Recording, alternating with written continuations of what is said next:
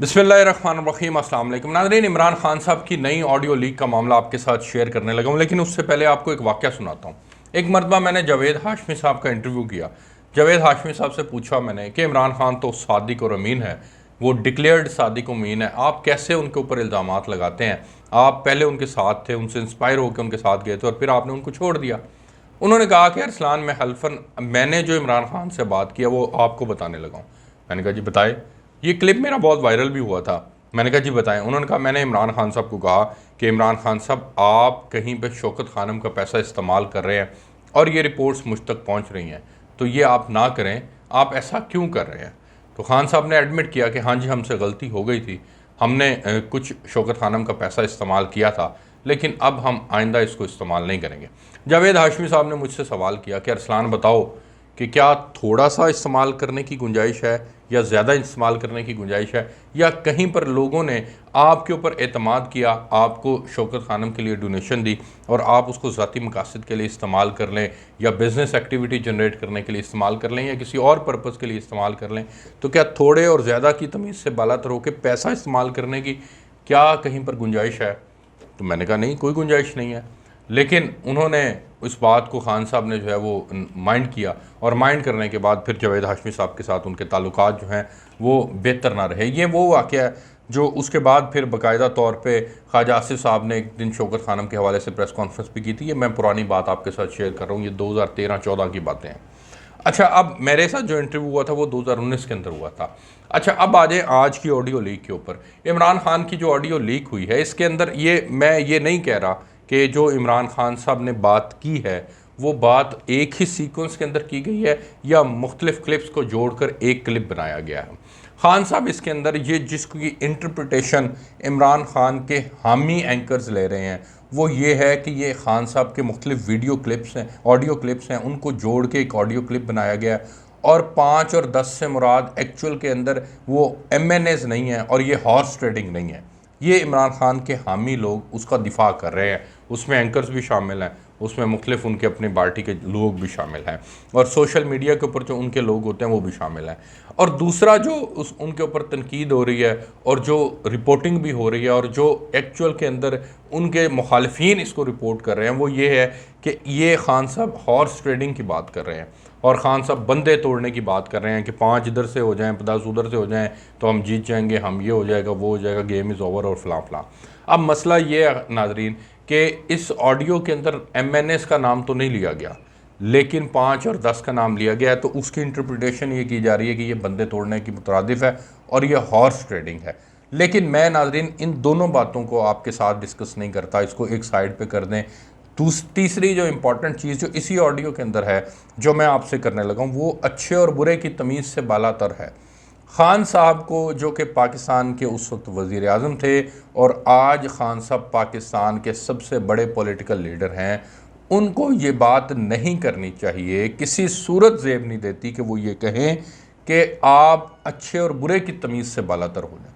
खान साहब अगर अपनी निजी गुफ्तगू के अंदर अच्छे और बुरे की तमीज़ से बालातर होने का मैसेज दे रहे हैं तो आप इससे अंदाज़ा कर सकते हैं कि जिनको वो मैसेज दे रहे हैं आगे से वो कितने करप्ट होंगे। एक लीडर जो अपने नीचे कल्ट को चीज़ें बता रहा है, उस कल्ट ने फिर आगे जाके प्रैक्टिकली करना है, तो फिर आप इस बात से बालातर हो जाएं कि खान साहब जो हैं वो उनके नज़दीक मेयार क्या है, उनकी तरजीहात क्या हैं। इमरान खान की पहली तरजीह ये होनी चाहिए कि वो अगर निजी महफिल के अंदर बैठे हैं, ये निजी महफिल की ऑडियो है ना जो आप सुन रहे हैं, अगर आप निजी महफिल के अंदर बैठे हैं तो तब भी आप ये कहें कि नहीं नहीं नहीं गलत कुछ नहीं करना, और अगर आप किसी पब्लिक गैदरिंग के अंदर बैठे हैं तो तब भी आप ये कहें कि गलत कुछ नहीं करना। जब आप ये बात रखेंगे तो फिर आप एक लीडर हैं और आप एक लीडर के तौर पर माने और समझे भी जाएंगे।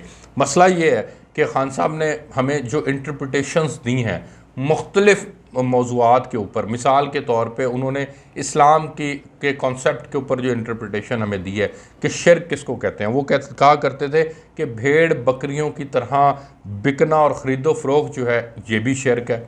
अच्छा, फिर वो कहते थे मदीना की फ़लाही रियासत का वो कॉन्सेप्ट दिया करते थे। अब मदीना की फ़लाही रियासत के कॉन्सेप्ट देते हुए उनके अपने लोग इसको एज अ टूल इस्तेमाल करने की बात करते हैं। जैसे आपको याद होगा कासिम सूरी ने कहा था 25 मई वाले वाक़े के ऊपर, जी इस्लामिक टच भी थोड़ा सा दे दें। अच्छा, फिर हकीकी आज़ादी की वो बात करते हैं जिसके अंदर वो कहते हैं अमेरिका की ग़ुलामी नहीं होनी चाहिए। अमेरिका की ग़ुलामी की जब आप बात करते हैं तो आप फिर ख़ुद भी उसके ऊपर अमल करें।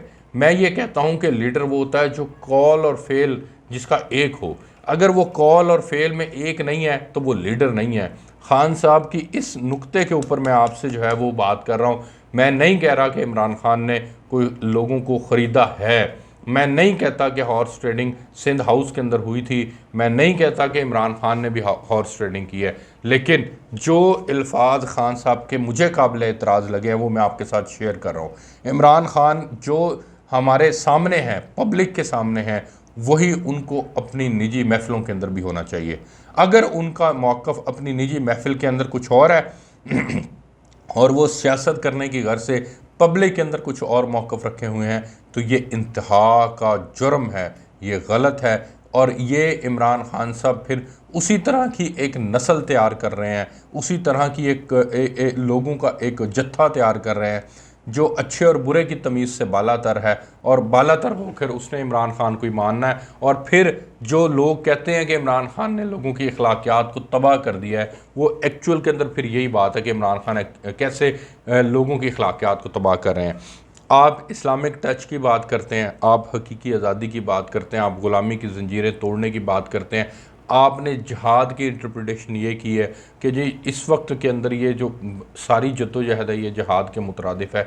दूसरी तरफ आप जाकर उनके घुटनों के अंदर बैठ रहे हैं और उनसे माफ़ियाँ मांग रहे हैं और खुफिया मुलाकातें कर रहे हैं और आप कहते हैं कि मैं सच बताना नहीं चाहता, झूठ मैं बोल नहीं सकता।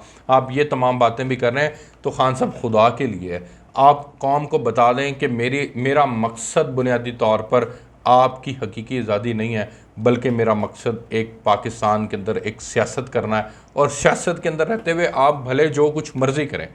सारी कौम को पता है कि नवाज़ शरीफ ने भी अपने मकासद के लिए सियासत की है, जरदारी ने भी अपने मकासद के लिए सियासत की है, अपने औलाद को प्रमोट करने के लिए तमाम काम किए हैं। आगे उनके जितने MNA MPAs हैं, ये सारे लोग जितने पार्टी वर्कर हैं, जिसका जो हाथ पड़ता है वो अपने हिस्से की करप्शन ज़रूर करता है। लेकिन मसला आपके ऊपर यह है खान साहब कि आपने जो हमें असूल बताए हैं, जो कवानीन और ज़ाब्ते आपने बताए हैं, उन कवानीन और ज़ाब्तों को लेकर के, असूल और ज़ाब्तों को बुनियाद बना करके एक कौम आपसे उम्मीद लगा बैठी थी कि खान जो है वो सच्चा और खरा, वो इन जैसा नहीं है। लेकिन अगर आपकी इस तरह की ऑडियो लीक्स बार बार सामने आती रहेंगी और आप इन जैसी ही तमाम गुफ्तगू करते रहेंगे तो फिर एक उम्मीद जो इस कौम को ने आपके साथ लगाई थी वो कौम की उम्मीद टूट गई। और जब वो कौम की उम्मीद टूट गई है तो अल्टीमेटली खान साहब फिर आप में और इनमें कोई फ़र्क नहीं है। आप ये फिर कहना बंद कर दें कि मैं पाकिस्तान का सबसे अच्छा और सबसे बेहतरीन और सबसे प्यारा और सबसे आला लीडर हूँ। ये तमाम बातें आप फिर करना बंद कर दें। आप चोर और डाकू इनको इसलिए कहते हैं ताकि लोग आपको स्पेस दें, इसके अलावा और आपका कोई मकसद नहीं है। चोरी और डाके जो हैं वो आप और आपकी जमात को भी जब कभी फिर मौका मिलता है तो आप लोग डालते हैं, आप लोगों ने डाले हैं। आप लोगों ने उन लोगों को अपने मकासद के लिए भी इस्तेमाल किया है जिन लोगों के मुतल्लिक ये बात कही जाती है कि ये लोग जो हैं वो फसली बटेरे हैं, कभी इधर से उड़ते हैं उधर चले जाते हैं, उधर से उड़ते हैं उधर चले जाते हैं। तो आपने भी जब कभी मौका मिला उनको ले लिया और उनसे फ़ायदा जो उठा सकते थे वो आपने उठाया है। तो ये तमाम आज की ऑडियो लीक और फिर इस ऑडियो लीक के तनाजुर के अंदर जो अच्छे और बुरे की तमीज़ से बालातर होकर गुफ्तगू है, ये ऑब्जेक्शनेबल है, ये नहीं होनी चाहिए। आपको चाहिए कि आप जो है वो एक ऐसा नैरेटिव बिल्ड करें जिसके अंदर जो कि पाकीज़ा हो, जो जिस तरह आप कहते हैं कि जिस साइफ़र के साथ खेलना है, जिस तरह फ़ौज के अंदर माफ़ी चाहता हूँ, जिस तरह आप कहते हैं फ़ौज के अंदर तकसीम की बात है, आप ये बात करना बंद कर दें। आप न्यूट्रल्स को जानवर कहते हैं, न्यूट्रल्स के फिर घुटने भी पकड़ते हैं, आप ये करना भी बंद कर दें। ये कोई आपको जो है वो ये आप एक ट्रांसपेरेंट होकर सियासत करें, आप ज़्यादा गेन करेंगे। अगर आप ट्रांसपेरेंट होकर सियासत नहीं करेंगे तो फिर वही मुकद्दर आपका ठहरेगा जो आपका ठहरा है कि आपको 3.5 पौने 4 साल के बाद उन्हीं तमाम लोगों ने जो आपको लाए थे उन्होंने उठा के बाहर फेंक दिया।